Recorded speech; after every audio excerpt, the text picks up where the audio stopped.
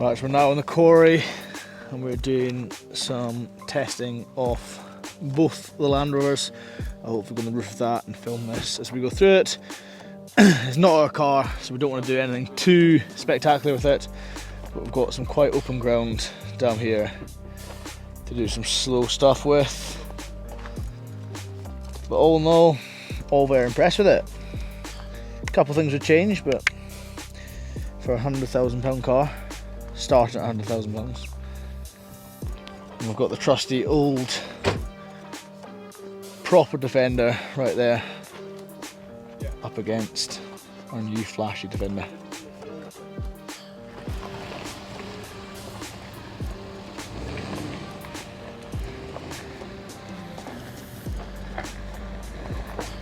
So I'm sat on top of the car, trying to do a little bit of filming with a gimbal I have no idea how to use.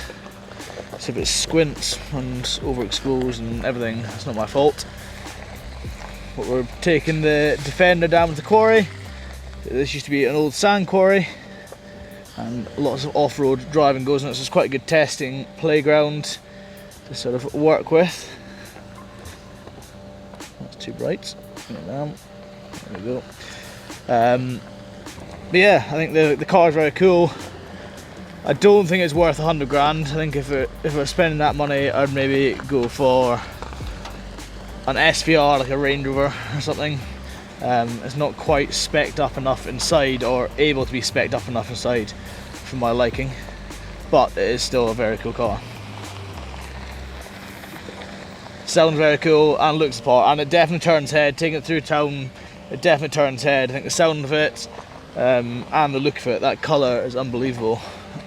It just looks very cool, especially with the black pack all around it. My only concern is there's a lot of plastic parts in it which I don't really like the black checker plate, which is plastic.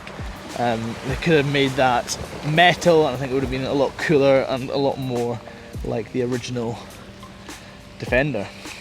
But people complain about these the whole time, and I think that they're complaining for the sake of complaining. They're never going to be recreate the old Defender. They just couldn't. It had to go one way, and this is probably the only way it could go, so I think they've done quite a good job, in fairness.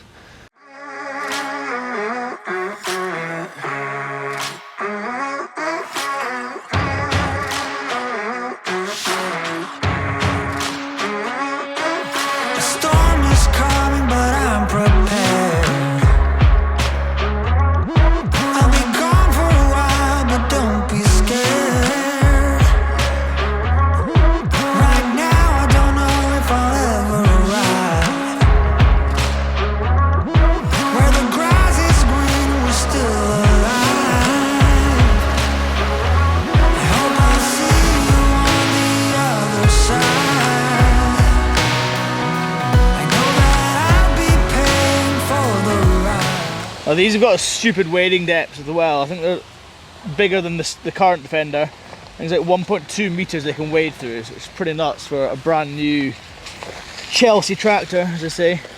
A lot larger than the Range Rover as well, which is quite impressive for these. I'm going to try this traverse first.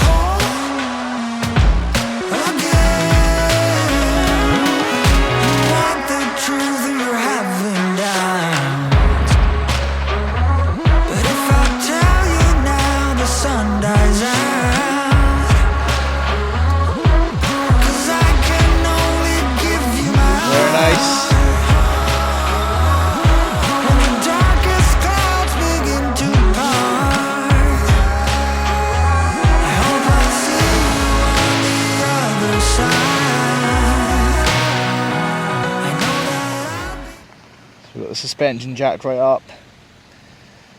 I suppose this is how Defender trial them, isn't it? Into the black hole.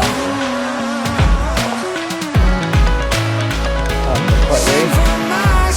Maybe it's the driver.